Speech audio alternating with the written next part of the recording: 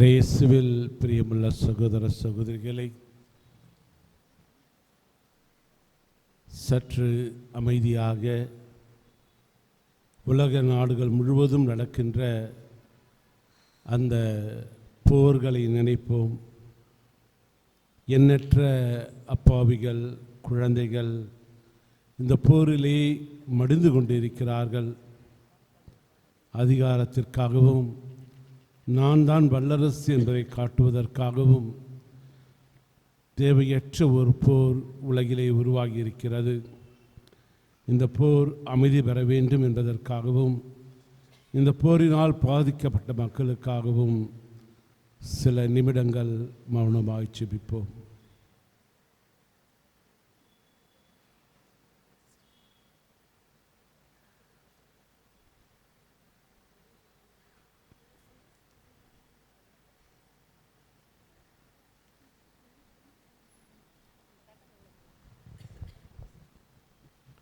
இயேசுவில் பிரியமுள்ள சகோதர சகோதரிகளை,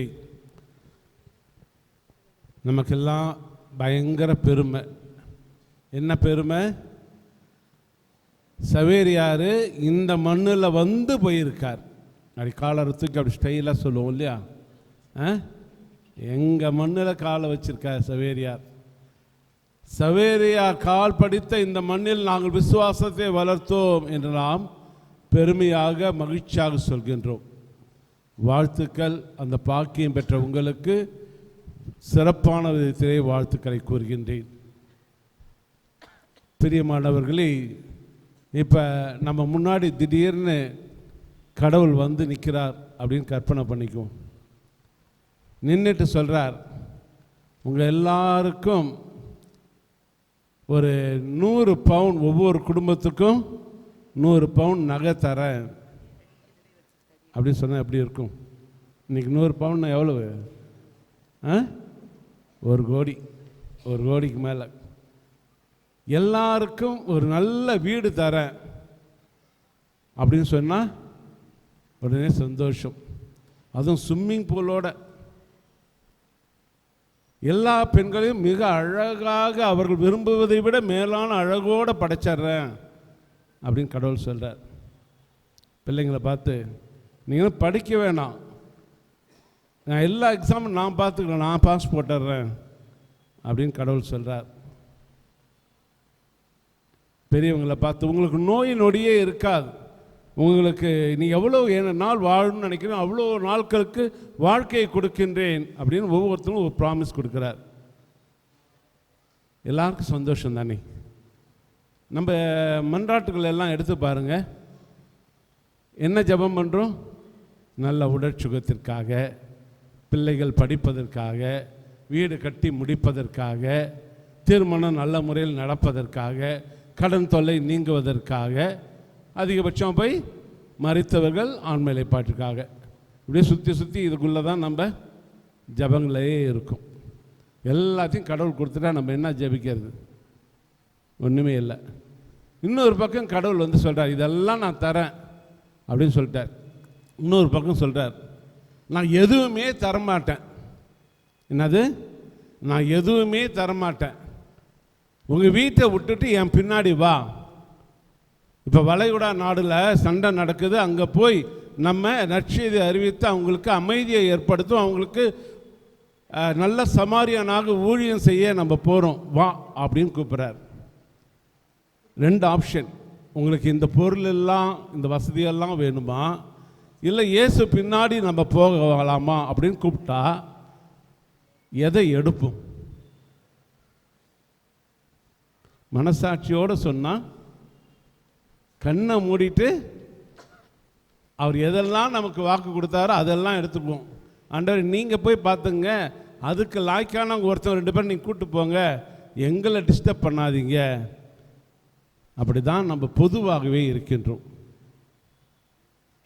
இன்றைய வாசகம் அனைத்தும் நமக்கு புனிதராக கிடைத்திருக்கின்ற புனித சவேரியார் அவர் காட்டிய வழி என்பது இந்த வசதிகளையும் வாய்ப்புகளையும் மகிழ்ச்சியையும் அவர் தேடவில்லை. நல்லா ஞாபகம் வச்சுக்கணும்.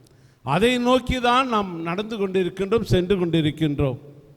பிள்ளைங்களை ஏன் படிக்க வைக்கிறோம்? என்ன ஆக்க போகிறோம்? டாக்டர் ஆக்கணும், இன்ஜினியர் ஆக்கணும், கலெக்டர் ஆக்கணும். பிள்ளைங்களுக்கு சொல்லி கொடுத்துருப்போம், என்ன ஆக போகிற? கலெக்டர் ஆக போகிற. எல்லாருக்கும் பெருசாக எதையோ சாதிக்கும்னு நினைக்கிறோம். எத்தனை பேர் இறைவனின் நற்செய்தி அறிவிக்க நான் போகிறேன், என் பிள்ளைங்களை நற்செய்தி அறிவிப்பதற்காக அனுப்புறதுக்காக நான் படிக்க வைக்கிறேன்னு சொல்கிறோம். யாருமே பெரும்பாலும் இல்லை. ஒரு தேவ அழைத்தலுக்காக ஒரு சகோதரர் ஒரு வீட்டுக்கு போய் கேட்குறார். 3 ஆம்பளை பிள்ளைங்க இருக்கு. இன்றைக்கி அப்படின்னு இல்லை, நிறையா வீட்டில் 3 ஆம்பளை பிள்ளையா? ஒரு ஆம்பளை பிள்ளைக்கு வழி இல்லைங்க, 3 ஆம்பளை பிள்ளை. சரி, 3 ஆம்பளை பிள்ளை இருக்குது, ஏதாவது ஒரு ஆம்பளை பிள்ளைய நம்ம அழைச்சிட்டு போகலாம் அப்படின்னு போய் கேட்டார். பிள்ளைய நீங்கள் அனுப்புகிறீங்களா? இல்லை, அது டாக்டராக படிக்கணும். 2வது பிள்ளை அது கவர்மெண்ட் எக்ஸாம் எழுதி கவர்மெண்ட் வேலைக்கு போகிறேன்ட்டு சொல்லியிருக்கு. சரி, 3வது பிள்ளை தருதலையாட்டம் கொஞ்சம் சுற்றிட்டு இருக்கு, நீங்கள் கொண்டு போய் ஏதாவது பண்ணுங்க. நாம் கடவுளுக்கு கொடுக்கின்ற காணிக்கையும் அப்படிதான் இருக்கிறது. பிரியமானவர்களே, கடவுள் இன்று நம்ம எல்லோரையுமே அழைக்கின்றார். ஞானஸ்நானம் பெற்ற ஒவ்வொருவரும் நற்செய்தியை அறிவிப்பதற்காக அழைக்கப்பட்டிருக்கின்றோம். மறந்துடக்கூடாது. நமது பாதுகாவலருடைய விழாவை கொண்டாடுகின்றோம் என்றால் என்ன அர்த்தம்? ஒவ்வொரு ஆலயத்திற்கும் ஒரு பாதுகாவலர் இருக்கின்றார். நான் வர பங்கில் காணிக்கை அன்னை பாதுகாவலர். எதற்காக இந்த பாதுகாவலர் கொடுக்கப்படுகின்றார்கள்? எதற்காக என்றால் அவங்கள்ட்ட போய் ஜெபம் பண்ணி அவங்க வழியாக நமக்கு வேண்டியதெல்லாம் வாங்கிக்கிறதுக்காக கிடையாது. மாறாக அவர்களை பின்பற்றி அவர்களைப் போல் நமது வாழ்க்கை அமைய வேண்டும் என்பதற்காக நாம் இந்த பாதுகாவலரை நமது பாதுகாவலராக கொண்டிருக்கின்றோம். அதில் இந்த உப்பள மக்கள் அவர் இந்த ஊருக்கு வந்த அவரையே நம்ம பாதுகாவலராக வச்சிருக்கிறோம். அவர் வேறு யாரும் இல்லை, நமக்கு நல்லா தெரிஞ்சவர், அறிமுகமானவர். எத்தனையோ வருஷமாக இந்த திருவிழாவில் புனித சவேரியாருடைய வாழ்க்கை வரலாறு பிச்சு பிச்சு பிச்சு சொல்லிக் கொடுப்பாங்க. நான் அதை பற்றி திரும்ப திரும்ப சொல்லி ஞாபகப்படுத்த விரும்பவில்லை. இந்த மனுஷன்கிட்ட காண்ட ஒரு அற்புதமான ஒரு குணத்தையும் அதை விவிலியத்தோடு ஒப்பிட்டு பார்க்கவும் உங்களை அன்போடு அழைக்கின்றேன். இன்றைய நற்செய்தியின் தொடக்கத்திலே புனித பவுல் இப்படி சொல்கின்றார், நான் நற்செய்தி அறிவிக்கிறேன் என்றாலும் அதில் நான் பெருமைப்பட ஒன்றுமில்லை, அதை செய்ய வேண்டிய கட்டாயம் எனக்கு உள்ளது என்று அவர் சொல்லுகின்றார். அதே போல் எரேமியா அனுப்புகின்ற போது, யாரை நான் அனுப்புவேன் இந்த மக்களின் விடுதலைக்காக என்று சொல்வார். இன்னைக்கு நம்மள்கிட்ட கேட்குற கேள்வி அதுதான். ஆண்டவர், நான் யாரை அனுப்புவேன்? இன்றைய நாடு செல்லுகின்ற பாதை மோசமாக இருக்கின்றது. இளைஞர்களுடைய வாழ்க்கை நம்பிக்கையற்று போய் கொண்டு இருக்கிறது. படிக்கின்ற பிள்ளைகள் வாழ்க்கையில் ஜெயிப்பார்களா என்ற பயத்திலே வளர்ந்து கொண்டு இருக்கிறார்கள். திருமணம் முடித்தவர்களுக்கு குழந்தை பாக்கியம் இல்லாமல் தவித்துக் கொண்டு இருக்கிறார்கள். இவர்களுக்கு நற்செய்தி கொடுக்க, இவர்களுக்கு நம்பிக்கை கொடுக்க நான் யாரை அனுப்புவேன் என்று ஆண்டவர் நம்மிடம் கேட்கின்றார். மகனே, மகளே, யார் நீங்கள் சரி முன்னால் வருவதற்கு தயாராக இருக்கிறீர்கள் என்று நம்மை பார்த்து கேட்கின்றார். இந்த மாதிரி ஒரு கேள்விதான் சவேரியாரை உலுக்கி எடுத்தது. பழைய ஏற்பாட்டிலே நாம் பார்க்கின்ற போது ஆண்டவர் அபிரகாமை அழைக்கின்றார். அபிரகாமை அழைத்து இப்படி சொல்கின்றார், நீ உன் நாட்டையும் உன் மக்களையும் உன் உறவுகளையும் சொந்தங்களையும் விட்டுவிட்டு நான் வாக்களிக்கின்ற நாட்டிற்கு நீ செல்வாய். நீ அப்படி செல்லுகின்ற போது கடல் மணலைப் போலவும் வானத்து நட்சத்திரங்களைப் போலவும் உன் இனத்தை பெரிதாக்குவேன் என்று சொல்லுகின்றார். எதெல்லாம் இழந்துட்டு போக சொல்றாரு? தான் இருக்கின்ற இருப்பிடத்தை, கலாச்சாரத்தை, வாழ்ந்த மக்களை, தன் இனத்தை, நிலபுலங்களை அனைத்தையும் விட்டுவிட்டு ஆபிரகாமை வாக்களித்த நாட்டிற்கு செல் என்று சொல்கின்றார். ஆபிரகாமுக்கு குழந்தை இல்லை, நமக்கு தெரியும். அவர் வயதானவர், நமக்கு தெரியும். அந்த வயதான காலத்தில் யான் தான் கடவுள் இப்படி சோதிக்கிறாரோ தெரியல, நம்ம நினைச்சிருப்போம். ஆனால் மறு பேச்சு பேசாமல் ஆபிரகாம் அனைத்தையும் விட்டுவிட்டு ஆண்டவர் சொன்ன வார்த்தை ஒன்றிற்காக அவர் புறப்பட்டு சென்றார். அவ்வாறு புறப்பட்டு சென்ற அவருக்கு அந்த வாக்களிக்கப்பட்ட நாடு கொடுக்கப்பட்டதா என்றால் கொடுக்கப்படவில்லை.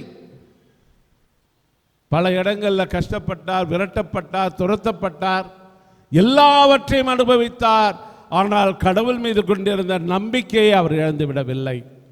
கடவுள் ஒருபோதும் சொன்ன வார்த்தையை அவர் மீறுவதும் இல்லை, அதை விடுவதும் இல்லை, அதை எடுப்பதும் இல்லை. சொன்ன வார்த்தையை நமக்கு செய்வார் என்ற அந்த நம்பிக்கையோடு அவர் சென்றார். ஆபிரகாமை போல் ஒரு தந்தை தான் புனித சவேரியார். சவேரியுடைய வாழ்க்கையில் எல்லாரும் ஒரு விஷயத்தை சொல்லுவோம், அவருடைய அழைப்பை பற்றி. ஆனால் அந்த அழைப்பிற்கு முன்னால் அவரது பிறப்பு ஒரு அதிசயமான பிறப்பு. அவர் பிறந்த நாள் எதுவென்றால் புனித வெள்ளி அன்று பிறந்தார்.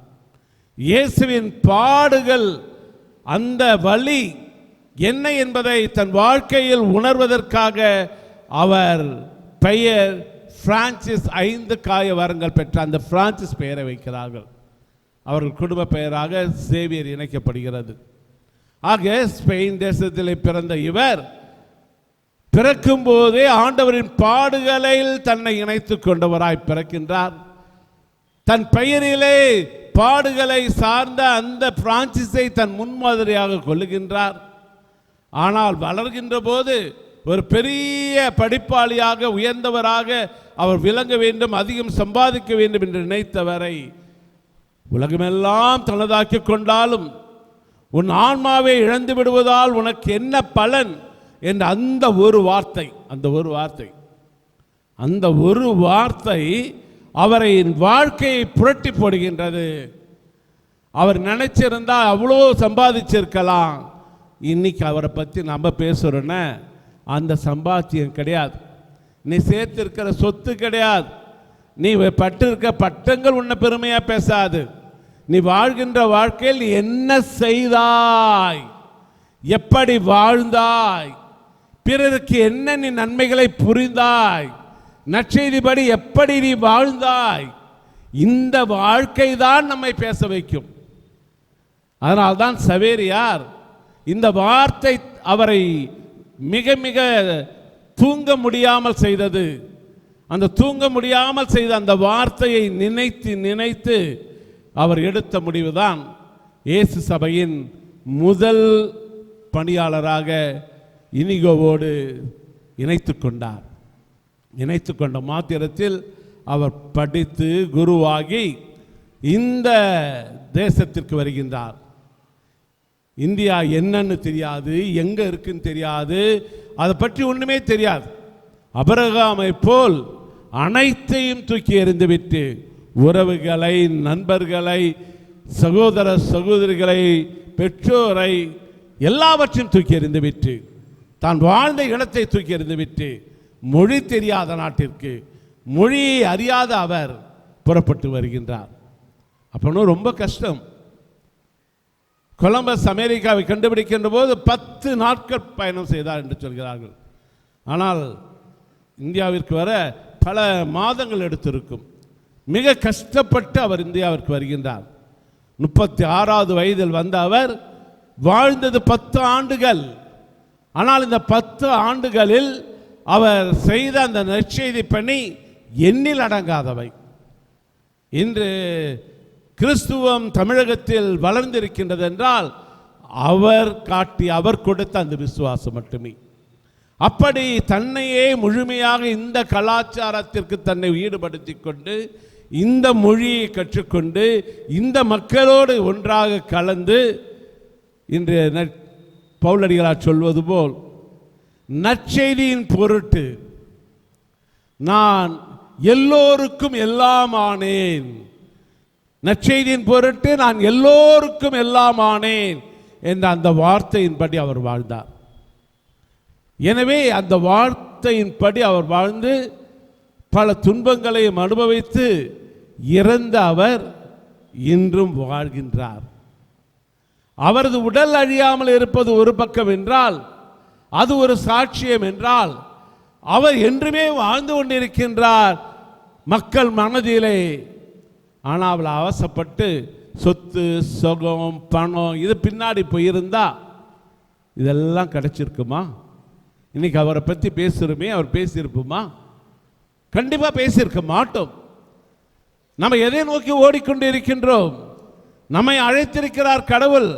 ஞானஸ்நானத்தின் போது நம்மை அழைத்தார். அழைத்த கடவுளுக்கு நாம் செவி மடுக்கின்றோமா? ஆண்டவர் நம்மை நற்செய்தி அறிவிப்பதற்காக அழைத்திருக்கின்றார். ஒவ்வொரு கிறிஸ்தவனையும் அதற்காக அழைத்திருக்கின்றார். பிரான்ஸ் தேசத்திலே ஒரு தொலைக்காட்சியில் நடந்த ஒரு இயேசுவின் வாழ்க்கை வரலாற்றை பற்றிய ஒரு சீரியல். அதில் இயேசுவாக நடிக்க ஒருவர் நியமிக்கப்பட்டார்.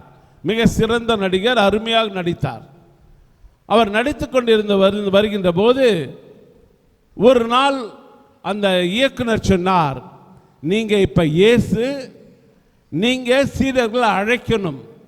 என்னன்னு சொல்லி அழைக்கணும்? கம் அண்ட் ஃபாலோ மீ என்று சொல்லுங்கள் என்று சொன்னார். கம் அண்ட் ஃபாலோ மீ என்ற வார்த்தையை நீங்கள் சொன்னவுடன் சீடர்கள் உங்களை பின்தொடர்வார்கள் என்று அந்த காட்சியை கொடுக்கின்றார். இயேசு சீடர்களை அழைத்தார் அல்லவா, அந்த காட்சி தான் கம் அண்ட் ஃபாலோ மீ. என்னை பின் செல், என்னை பின் செல் என்ற ஒரு அற்புதமான அந்த வார்த்தையை சொல்லுங்கள் என்று சொன்னபோது அவரால் சொல்ல முடியவில்லை.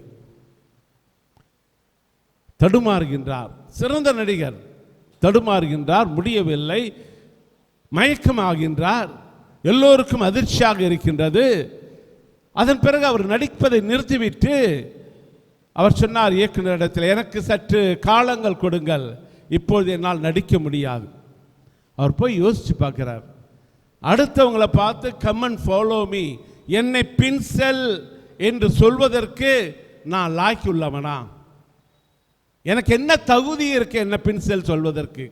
நான் அயோக்கியன், நான் கெட்டவன், நான் பெண்களை இச்சையாக பார்த்தவன், அனுபவித்தவன், பணத்திற்காக ஓடி திரிகின்றவன், அதிகாரத்திற்காக ஆணவத்திற்காக நான் அலைந்து திரிகின்ற நான் என்னை பின் செல் என்று அடுத்தவனை பார்த்து எப்படி சொல்ல முடியும்?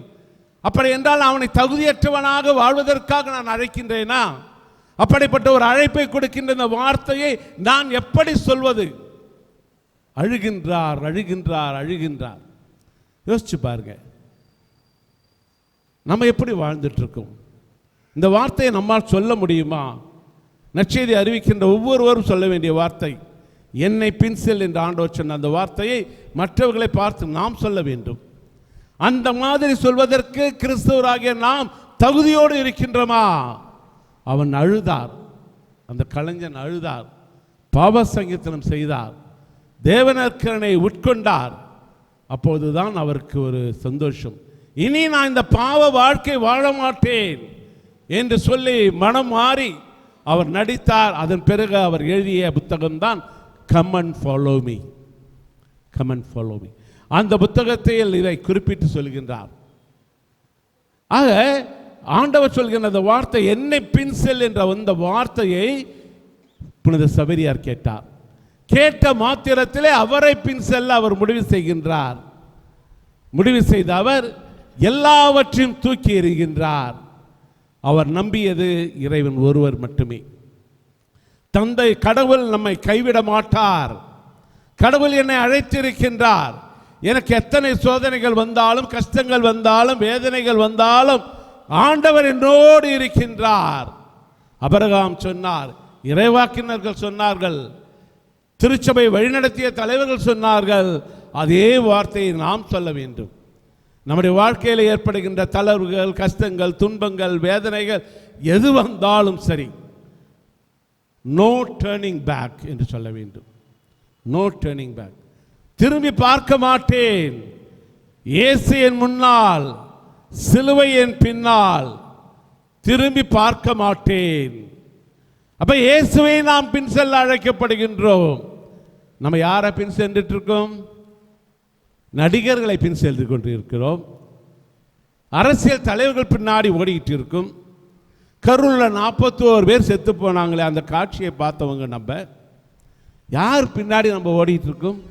சினிமாவுக்கு பின்னாடி ஓடிட்டு இருக்கும், திரை கலைஞர்களுக்கு பின்னாடி ஓடிட்டு இருக்கும், கொரியன் படங்களை பார்த்து பார்த்து அது பின்னாடி ஓடிக்கிட்டு இருக்கிறோம்.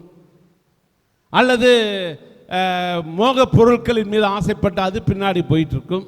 அல்லது உலக பொருட்களின் மீது ஆசைப்பட்டு அது பின்னாடி ஓடிட்டு இருக்கும். நம்ம வாழ்க்கை இதில் தான் ஓடிக்கிட்டு இருக்குது. ஆண்டவர் அழைக்கின்றார் நம் ஒவ்வொருவரையும், கம் அண்ட் ஃபாலோ மீ, என்னை பின்செல், என்னை பின்செல் என்று சொல்கின்றார். தன்னையே மறுத்து தன் சிலுவையை சுமந்து கொண்டு என்னை பின்செல்லாதவன் என் சீடனாய் இருக்க முடியாது. தெளிவா சொல்லிட்டார். தன் தாய் தந்தை மனைவி மக்கள் எல்லாவற்றையும் விட்டுவிட்டு என்னை பின் செல்லாதவன் என் சீடனாய் இருக்க முடியாது. அப்படின்னா நாளைக்கு எல்லாரும் எல்லாத்தையும் விட்டுட்டு வாங்கன்னு சொல்லல. உங்கள் பற்று, உங்கள் ஆசை, உங்களது பாதை எதுவாக இருக்க வேண்டும், அதுதான் முக்கியம். இதெல்லாம் எனக்கு பெருசல்ல, மாறாக இயேசு எனக்கு முக்கியம். அவரை பின் செல்வதுதான் என் நோக்கம். அதற்காக தான் இயேசு இந்த உலகத்துக்கு வந்தார். நம்மளை நம்புறார், நம்ம ஒவ்வொருத்தவங்களையும் நம்புறார் ஆண்டவர் இயேசு. நாம் அவரை பின் செல்வோம். இந்த நற்செய்தியை உலகெல்லாம் அறிவிக்கின்ற இந்த கடமைக்காக நம்மிடம் அவர் பொறுப்பை ஒப்புக் கொடுக்கின்றார், வல்லமையை கொடுக்கின்றார், பேய்களை ஓட்டுகின்ற அதிகாரத்தை கொடுக்கின்றார், நோயை குணப்படுத்துகின்ற அதிகாரத்தை நமக்கு கொடுக்கின்றார். எப்போது நாம் அவரை மட்டுமே பற்றி கொண்டு அவரை பின் செல்கின்ற போது நமக்கு வேண்டிய அத்தனை அதிகாரத்தையும் நமக்கு வேண்டிய அத்தனை பொருட்களையும் ஆண்டவர் கொடுக்கின்றார். நீ கேட்காம மிகுதியாக கொடுப்பார். நீ நினைப்பதற்கு மேலாகவே உன்னை வழி நடத்துவார் ஆண்டவர். ஒருபோதும் நம்மை கைவிட மாட்டார். ஆனால் நாம் அவரை பின் செல்கின்றோமா? நாம் அவரை பின் செல்லாம மற்றதை பின் செல்வதால் தான் நம்முடைய வாழ்க்கையில் கஷ்டங்கள், துன்பங்கள், வேதனைகள் எல்லாமே. அவரை பின் செல்கின்ற போது நாம் படுகின்ற கஷ்டங்கள், வேதனைகள் எல்லாம் அது மகிழ்ச்சியின் அடையாளங்கள், நம்மை உயர்த்தி பிடிக்கின்ற அடையாளங்கள், நமக்கு வாழ்வு கொடுக்கின்ற அடையாளங்கள், நிறை வாழ்வு அளிக்கின்ற அடையாளங்கள். எனவே அன்பார்ந்தவர்களை, இயேசு இந்த உலகத்தை விட்டு போகின்ற போது கடைசியாக நமக்கு சொன்ன ஒரே வார்த்தை, எல்லாரும் பார்த்தும் சொல்றார், உலகெல்லாம் சென்று நற்செய்தியை அறிவியுங்கள், தந்தை மகன் தூய ஆவியாரின் பெயரால் ஞானஸ்நானம் கொடுங்கள். இதுதான் ஆண்டவர் நமக்கு கொடுத்த கடைசி வேண்டுகோள். வேற எதுவுமே நம்மள்கிட்ட சொல்லலை. நீ எப்படி வாழணும், என்ன செய்யணுன்றதை அந்த ஒரு வார்த்தையில் சொல்லிவிட்டார். பின் செல், என் நற்செய்தியை அறிவி, அந்த நற்செய்தியை அறிவித்து தந்தை மகன் தூய ஆவியாரின் பெயரால் ஞானஸ்நானம் கொடு. இந்த வார்த்தையை நம்ம எல்லாரும் நினச்சிக்கிறோம், ஏதோ ஃபாதர்ஸ்க்கு இது வேலை, இது சிஸ்டர்ஸ்க்கு வேலை, இது எங்கள் வேலை இல்லை நம்ம நினச்சிட்டு இருக்கோம். பிரியமானவர்களே, காலங்கள் மாறிவிட்டன. இன்று சோதனை காலம் வந்து கொண்டிருக்கின்றது. நம்மை அழிப்பதற்காக பல்வேறு அமைப்புகள் நம்மில் ஊடுருவி கொண்டு இருக்கின்றது. நாம் ஒற்றுமையாக இருக்க வேண்டும். ஆண்டவர் இயேசுவை பற்றி கொண்டு இருக்க வேண்டும். அந்த இயேசுவுக்காக உயிர் கொடுக்கின்ற ஒரு காலம் வந்துவிட்டது. இயேசுவுக்காக உயிரை கொடுப்பவன் மறுவாழ்வை பெறுகின்றான். என் பொருட்டு உங்களை இழிவாக, கேவலமாக உங்களை யாராவது நடத்தினால் நீங்கள் பேறு பெற்றவர்கள். ஆண்டவரின் பொருட்டு நாம் படுகின்ற அத்தனை பாடுகளும் நம்மை உயர்த்தி பிடிக்கும். நாம் ஆண்டவர் மீது நம்பிக்கை வைக்கின்றோமா? உலகத்தின் மீது நம்பிக்கை வைத்திருக்கின்றோமா? ஆண்டவரை பின் செல்கின்றோமா? அல்லது இந்த உலக போதையில் நாம் நம்மையே மயக்கிக் கொண்டு வாழ்ந்து கொண்டிருக்கின்றோமா? ஆண்டவரை பின் செல்கின்றோம் என்றால் நாம் நமது பாதுகாவலர் சவேரியாரின் பாதையில் நாம் செல்கின்றோம். அந்த சவேரியார் எங்கே அழைத்து சொல்வார்? அழியா வாழ்வு நமக்கு கொடுப்பார், நிறை வாழ்வு கொடுப்பார். இந்த உலகம் நமக்கு நிரந்தரமானது அல்ல. சின்ன குறிப்பிட்டத்தில் ஒரு கேள்வி வரும், கடவுள் எதற்காக மனிதனை படைத்தார்? தன்னை அறிந்து சிநேகித்து ஜீவித்து அதன் வழி மோட்சத்தை அடைவதற்காக. நாம் படைக்கப்பட்டவர்கள் இந்த உலகில் வாழ்வதற்காகவும் உலகத்தில் செத்து போவதற்காக நாம் அழைக்கப்படவில்லை. உலகத்தோடு இந்த வாழ்க்கை நமது வாழ்க்கை முடிவதல்ல. மாறாக அந்த விண்ணகத்திற்கு செல்கின்ற அந்த வாழ்க்கை நாம மட்டும் போறதில்லை, பலரையும் அந்த மீட்பு பாதையில் அழைத்து செல்ல நற்செய்தியாளர்களாக வாழ்வது நமது கடமை. பவுலடிகளார் சொல்வது போல், நற்செய்தியை அறிவிக்காவிடில் ஐயோ எனக்கு கேடு. நற்செய்தி அறிவிப்பவரின் மலரடி பாதங்கள் எத்துணை அழகானவை. எனவே அன்பார்ந்தவர்களே, நற்செய்தியின் சாட்சிகளாக நாம் வாழ வேண்டும். எப்படி வாழ்வது? நாம் நேர்மையோடு வாழ்கின்ற வழியில். இவன் கிறிஸ்தவன், இவன் பொய் பேச மாட்டான், இவன் கிறிஸ்தவன், இவன் திருட மாட்டான், இவன் கிறிஸ்தவன் பெண்களை இச்சையோடு பார்க்க மாட்டான், இவன் கிறிஸ்தவன் பிறருக்கு உதவி செய்பவன், இவன் கிறிஸ்தவன் லஞ்சம் வாங்க மாட்டான், இவன் கிறிஸ்தவன் அடுத்தவனை பழி வாங்க மாட்டான் என்று நம்மை பார்த்து சொல்வார்களா? ஒரு புத்தகம் இருக்கிறது, the great men of the world அப்படின்னு சொல்லி லிஸ்ட் பண்ணியிருப்பாங்க. 100 பெருந்தலைவர்களை லிஸ்ட் பண்ணி முதல் இடம் இயேசுவுக்கு கொடுத்தாங்களான்னா இல்லை. இயேசுவுக்கு 3வது இடம். உலகத்தில் தோன்றிய மாபெரும் மனிதர்களில் என்ற அந்த புத்தகத்திலே மாபெரும் மனிதர்கள் இயேசுவுக்கு கொடுக்கப்பட்ட இடம் 3வது இடம். அந்த ஆசிரியர் எழுதுகிறார், இந்த இயேசு காட்டிய அந்த அற்புதமான வழியை, சிறப்பான வழி, அன்பின் வழி, உண்மையின் வழி, சிறந்த வழி. அவர் வாழ்ந்தார், அவர் வழிகாட்டினார், இறந்தார். ஆனால் அவர்களை பின்பற்றுகின்ற கிறிஸ்துவர்களால் அந்த வாழ்க்கை வாழ முடியவில்லை. எனவே அந்த இயேசுவுக்கு 3ஆம் இடம் கொடுக்கிறேன் என்று சொன்னார். அப்போ இயேசு 3வது இடத்துக்கு தள்ளினது யாரு? இப்போ கேட்டால் அந்த புத்தகத்தை இயேசுக்கு 100வது இடம் கூட கொடுத்துருவாங்க. என்ன ஆச்சு? நம்முடைய வாழ்க்கை. நாம் கிறிஸ்தவன், ஒரு நற்செய்தியின் வாழ்க்கை வாழ வேண்டும், உண்மையின் வாழ்க்கை வாழ வேண்டும், இயேசுவுக்கு சாட்சிய வாழ்க்கை வாழ வேண்டும், இந்த நற்செய்தியை பறைசாற்றுகிற வாழ்க்கை வாழ வேண்டும். அப்படி வாழ்கின்ற போது நாம் இந்த விழாவை கொண்டாட தகுதி பெறுகின்றோம். இந்த சவேரியார் அப்படிப்பட்ட ஒரு வாழ்க்கை வாழ்ந்து நமக்காக முன்னே சென்றிருக்கின்றார். அவர் நம்மோடு இருக்கின்றார், நமக்கு துணையாக இருக்கின்றார். இந்த நற்செய்தியின் தூதுவர்களாய், நற்செய்தியை வாழ்பவர்களாய், நற்செய்தியை அறிவிப்பவர்களாய் நாம் வாழ அவர் வழியாக தொடர்ந்து ஜெபிப்போம். ஆமென்.